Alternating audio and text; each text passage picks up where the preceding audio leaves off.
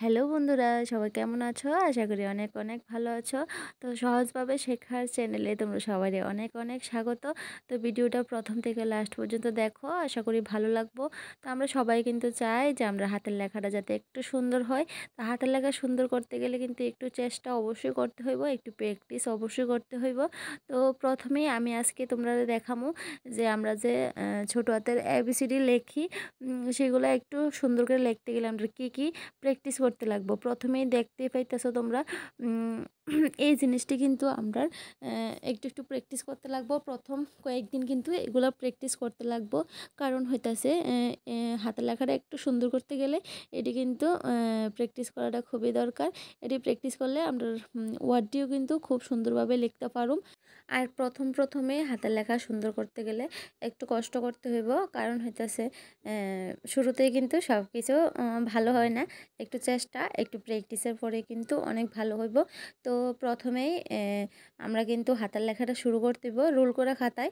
অঙ্ক খাতায় শুরু করলে কিন্তু হইতো না। রুল করা খাতায় হয় ইংলিশ খাতা, নয়তো বা বাংলা খাতায় হাতের লেখাটা প্র্যাকটিস করতে হইব।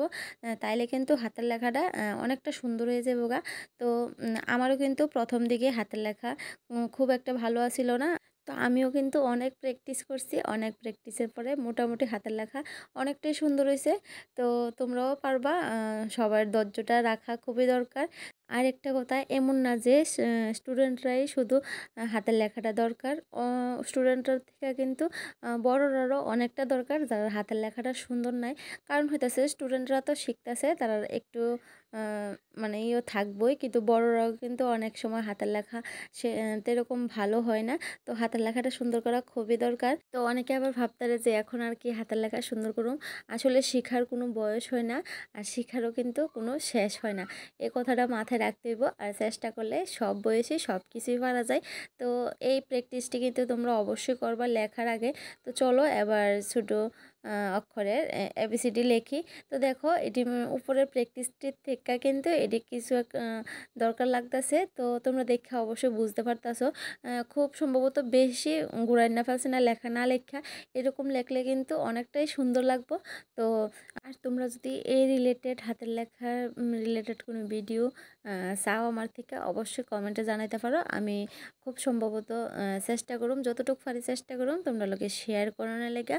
আর আমার ভিডিওটি কীরকম হইতেছে একটু কমেন্টে জানাইও। ভালো লাগলে লাইক কমেন্ট শেয়ার করো।